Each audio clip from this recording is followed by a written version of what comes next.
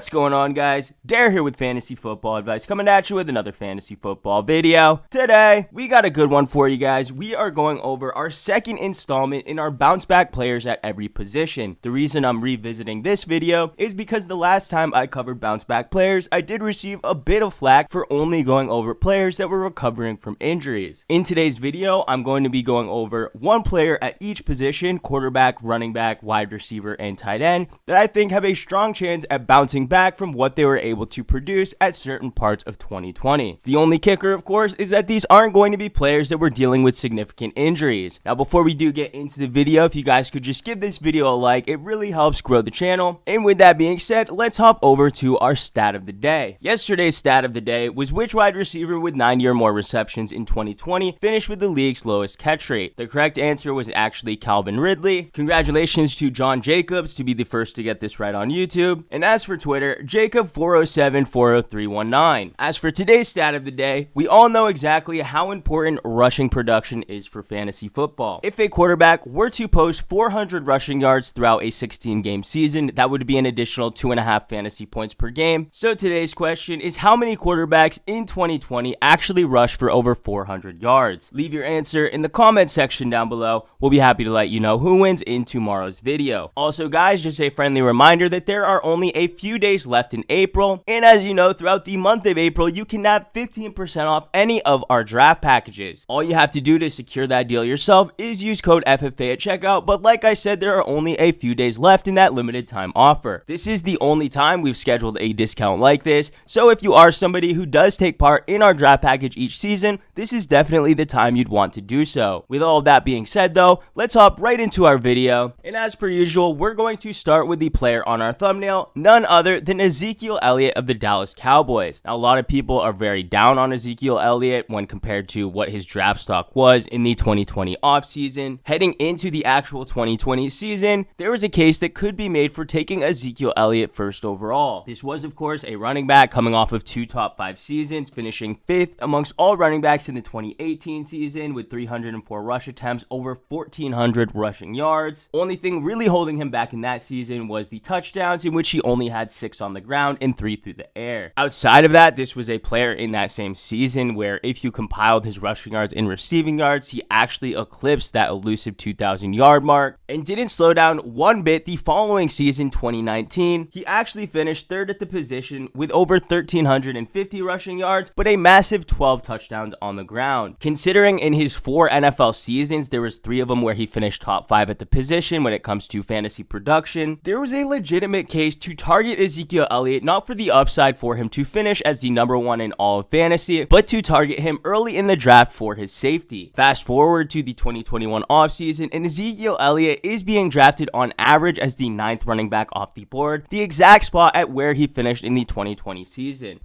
Don't get me wrong, his finish as the RB9 in fantasy did come on the back of a lot less volume when compared to other seasons on a per game basis. Ezekiel Elliott, usually a player a lock for about 300 carries on the ground, only saw himself receiving 244 and didn't even eclipse 1,000 rushing yards. Obviously, with Dak Prescott injured for most of the year, we couldn't expect much when it comes to rushing touchdowns. The offense really wasn't in scoring range as much as they typically would be under Dak Prescott led by Andy Dalton. So Ezekiel Elliott, on top of not rushing for over 1,000 yards, only put together 6 rushing touchdowns. Whenever you have a player, regardless if they're a bona fide stud or not, who just drops off significantly in production, it's going to warrant a lot of people to be upset because their investment in the draft pick actually burnt them. Any Ezekiel Elliott owner, you can guarantee, is really not going to be interested in drafting Ezekiel Elliott. He did, of course, play in 15 games, so any excuses people could bring to the table about significant injuries really didn't hold him out of many games. One thing we have to keep in mind though is that Ezekiel Elliott was reported to be playing through injuries, and also when it comes to running backs as a whole, they're always tied to the success of their offense. Give me a choice between 2 running backs. One may be a generational talent on a bottom 10 offense. Comparatively speaking, give me the choice between that player or a player in a top 5 scoring offense that has plenty of positive game scripts, but this player may be half as talented as that generational player I just had spoken of. I'm going to take the player on a much better offense with more scoring opportunities in more positive game scripts. That right there is a roundabout way of saying that a lot of the lack of success from Ezekiel Elliott could be tied to the drop-off in overall offense for the Dallas Cowboys. A drop-off that should fix itself with the return of Dak Prescott for the 2021 season. Yeah, Dak Prescott did suffer a significant injury and could take him a while to reach his full mobility, but I believe any mobility concerns we have with Dak Prescott will only lead to more opportunities in the run game. With Dak Prescott struggling with injuries, they are going to need to alleviate as much pressure off of him as they can to open up opportunities in the passing game, and the best way to do so is to rely on your all-pro running back, Ezekiel Elliott. For those reasons stated, I don't really understand the overreaction we're having with Ezekiel Elliott. Yeah, I could understand knocking him down just due to the offense really being able to telegraph itself, knowing that Dak Prescott may be lacking that mobility, but to drop him all the way down to a player that's borderline top 10 at the position really blows my mind. The way I see it is that in 2020, the wheels completely fell off for Ezekiel Elliott. The offense, not under Dak Prescott, did not have many scoring opportunities or positive game scripts. This was also a player that was noted to be dealing with injuries, losing some of his volume to Tony Pollard. So to me, the way I see it is you really have a player there that was playing at his floor, and currently that's the exact price you're going to have to pay for him on draft day. Whenever I'm looking for players to bounce back or players that may make good values or targets in the early rounds, I always want to get players that I'm drafting them at their floor, because that only leaves open the door for upside, and that's exactly what I see for Ezekiel Elliott for the 2021 season. Alright guys, we're moving into the next player, and this one may be a bit controversial. We're talking the tight end position, and the player I'm bringing up is Mark Andrews. Now when it comes to Mark Andrews, it's not like his 2020 season was a complete bust. No, he still did finish within the top 7 at his position. Of course, anybody who did draft Mark Andrews heading into 2020 did pay more than that in a draft day investment in order to land him on the team. So from there, you could consider him a draft day bust. But overall, I don't think he was the type of player to be one of the main reasons that your team didn't make it to the playoffs and beyond. With that said though, this was definitely a player who had a major drop off in volume, going from 98 targets in the 2019 season, dropping down to just 88. And when it came to receiving yards, going from 852, dropping all the way down to 701. It doesn't get better from there, even in the touchdown department, which is an area you could say he still found some success in 2021. We're talking a drop off from 2019 where he had double digits at 10 touchdowns to his 2020 total to a mere 7 receiving touchdowns. Overall, looking back on his season, we can't particularly call it a bust. He still finished the season with 58 receptions for 701 receiving yards to go with 7 touchdowns. But let's say we take off just one good game from that. Let's say we remove 50 receiving yards and a single touchdown. This would be a pretty good game on the books for most tight ends, but just an average game on the books for Mark Andrews. We're talking about a player who would be in the range of about 650 receiving yards and 6 touchdowns. If you don't consider that a bust for a player who is drafted to be borderline top 4 at their position, then I don't know what is. But in the same right, I definitely see a case to be made for Mark Andrews to step forward in the right direction heading into the 2021 season. Oftentimes in the NFL, we see a yo-yo effect when it comes to specific breakouts in offenses. This is definitely the case with the Baltimore Ravens, who had the MVP-like offensive campaign for the 2019 season, one that definitely fed Mark Andrews into having the type of season he did, ultimately putting up Pro Bowl type numbers. And while it was easy to see not to overpay for a lot of the offensive weapons in Baltimore, because a lot of the NFL defenses would be scheming to try to slow down or mitigate a lot of the success that they had in the 2019 campaign, the Baltimore Ravens, in their own right, a very well-coached team, can do much of the same heading into 2021. They're going to take a look back at what went wrong in the 2020 season and what they did right in 2019, being able to put together the information gathered from both seasons to put together their best offense they possibly can for the 2021 campaign. It's a completely similar situation with teams we often see with a Super Bowl hangover, but like I said, with Baltimore being one of the better coached teams in the entire National Football League, I don't see their offensive woes being something to plague them moving forward. In addition, when it comes to Mark Andrews specifically, any upgrades in the offense is directly going to benefit him because he's one of their main weapons in the passing game. While the NFL draft has yet to complete, we do know that they didn't bring in any major names like Kenny Golladay in free agency, definitely a key player that we were expecting Baltimore to possibly sign. And although the biggest splash that they made from a receiving standpoint was the signing of Sammy Watkins, at this point in his career, we kind of know what Sammy Watkins brings to the table. He's going to be a player who can get it done in specific situations, definitely more beneficial for Mark Andrews to put him into scoring situations, but not not the type of player to completely take over this offense in a sense where it's going to take away his production. Mark Andrews is definitely more of a consistent and key role player, and Sammy Watkins is not going to hinder that one bit. And regardless of if they invest pretty heavy draft capital into the wide receiver or tight end position or not, they shouldn't have a major impact on the involvement of Mark Andrews for the 2021 season. For those reasons, I think we all can agree it's easy to see a bounce back in the future for that of Mark Andrews. But with that, let's move over to the next player, the wide receiver position, none other than Jarvis Landry. The funny thing about Jarvis Landry is that if you ask a lot of people if he had a bust year last season, they're going to tell you that he didn't do anything worse than he had been doing for the past few seasons in Cleveland. What that tells me is that you definitely have not owned Jarvis Landry over the past 3 seasons, excluding last year where he did have a pretty disappointing campaign. The 2 seasons before that, Jarvis Landry was completely fire. His first season in Cleveland, he received 149 targets, converting that into just 81 receptions. Still, in his first year as a wide receiver in a new offense, 976 receiving yards with 4 touchdowns. We already know with Jarvis Landry, he's not going to be a big touchdown receiving monster, so the 4 touchdowns was nothing to worry ourselves with, and with it being his first year in Cleveland, we were giving him a pass there. Ultimately, that was good enough for a finish inside the top 20 in PPR leagues. So for a player that was largely drafted just inside the top 30, you were getting him at an incredible value on draft day. Fast forward to the next season, 2019, his second season in Cleveland, a lot of people were much more hype on the player Odell Beckham, but ultimately it was Jarvis Landry who in his second year in this offense definitely flourished. He finished 12th in PPR leagues with 138 targets for 83 receptions, over 1,100 receiving yards, nearly 1,200, 1,174, and even picked it up in the touchdown department, going from 4 to 6 touchdowns. Like I'd mentioned, this made him a back-end wide receiver 1, but yet because of the hype for Odell Beckham, this was another player you could draft just inside the top 30, making him a value. And with his ADP coming in outside of the top 30 this year, it makes you wonder if we can expect a potential bounce back for him for the upcoming 2021 season. In 2020, we saw him put together his worst season for Cleveland, dropping in the target department from 138 a season ago all the way down to 101. His catch rate, though, did improve to catch 71 of those 101 targets, but ultimately he did regress in many areas, including receiving yards and receiving touchdowns. For 2020, he finished the season with 840 receiving yards to just 3 receiving touchdowns, a wide receiver 33 finish, which is a far cry away from his wide receiver 1 production he had just posted the season before. That does leave a lot of people to wonder what to expect heading into the 2021 season, and while I do think he will bounce back, I'm not saying he's going to bounce all the way back to that wide receiver 1 type production. Regardless though, I do think that is going to make him a value on fantasy day, and I do believe the only thing truly holding him back from reaching those numbers he was just recently able to eclipse, it's going to be this team's continued focus on an improved running game led by Nick Chubb and Kareem Hunt, something that's 100% not going away anytime soon. Baker Mayfield though has been taking strides in the right direction, looking better in limited samples in the passing game. So while we should expect some natural regression to the mean when it comes from his involvement in this offense, the receptions, the receiving yards, as well as receiving touchdowns, on top of that, we should expect the natural progression that Baker Mayfield is seeing developing as an NFL quarterback. We should see improvements in there that do trickle their way down to Jarvis Landry, who, believe it or not, is being drafted as the 39th wide receiver off the board. Wide receiver 39 is 6 spots lower than Jarvis Landry finished a season ago, a down season for Jarvis Landry. So if you ask me, I definitely expect he could have a bounce back type performance. We value him much closer to the wide receiver 30 on draft day, which means he's coming in at a value and has a lot of room for upside. Alright guys, we're moving into our final player. You know what position we're talking about. It's the quarterback position, and I'm not going to take a lot of time on this player because I think most of us do agree it's Russell Wilson of the Seattle Seahawks. Now Russell Wilson, a lot of people who drafted him and played him last season know exactly how bad he got in the second half of last year. That's not to say that his incredible production through the first 8 games didn't get you to exactly where you were, setting you up for a prime position to lock in your playoff spot, but from really the halfway point of the season and beyond, he was really bad, not even putting up starter level production. We're talking about a player who through the final 8 games was not even putting up an average of over 200 100 passing yards per game. 10 of his 13 interceptions on the season came through the final 10 games. And looking at what he was able to do from a high-end standpoint, looking for those games where he's throwing for multi-TDs, over 2 passing touchdowns per game, those are games we frequently became accustomed to when it came to having Russell Wilson, but this was something we actually only see appear one time through the final 8 games. Clearly, Russell Wilson was a prime candidate to have a what you would call tale of 2 seasons, and it really does beg the question on which Russell Wilson we're going to see heading into 2021. There has been a lot of talk from the coaching staff about wanting to have an emphasis on the run game, even going as far as to re-sign Chris Carson. So for most people, the expectation of the days of letting Russ cook in this offense seem to be long behind him. I personally am leaning in a different camp. I fully back Russell Wilson. I think this coaching staff, while there will be an emphasis on alleviating some of the pressure from Russell Wilson, this is of course a quarterback who's been the most sacked since he's entered the league. So for the coaching staff to come out and invest to Chris Carson, somebody we know who's going to be successful in the run game, I see that as a positive mark for Russell Wilson. A successful run game opens opportunities up in the passing game. Also, they have supplied him with the best receiving weapons he's ever had in his career, re-signing Tyler Lockett, DK Metcalf still on his rookie contract, some of the most talent he's ever had at the position. So for people making the argument that the team is not doing anything to help Russell Wilson, I would personally beg to differ. Now, obviously, Russell Wilson would like to be more involved from a play calling standpoint, and I believe a lot of fantasy success would come on the back of that decision, but for me, I don't see that as completely necessary to return him to good graces for fantasy. Right now, Russell Wilson can be nabbed as low as the QB9 depending on what platform you're drafting on, and if you ask me, that's a complete steal because that's the lowest he's ever finished since all the way back in 2012, his rookie season. Russell Wilson is basically as safe as they come, and there was some dysfunction towards the second half of last year, but I don't see that plaguing them whatsoever. If you look at the facts, Russell Wilson has all the tools and more that he needs to run a successful offense. While yes, he did get banged up down the stretch last season, he will be heading into 2021 much healthier and with more weapons than he's ever had in his entire career. Russell Wilson's already a player who can be dangerous for fantasy with no weapons, but now he's coming into 2021 with plenty of weapons. So for me, anybody that's undervaluing him based on what he did over the second half of last season, we definitely see that as a foolish decision. So Russell Wilson 100% is a bounce back candidate for 2021 and somebody we have on our draft boards. But guys, that's going to do it for this video. We really hope you enjoyed. If you did, how about hitting that like button? If you're new to the channel, please hit that subscribe button. We thank you all for watching, and we'll catch you on the next one.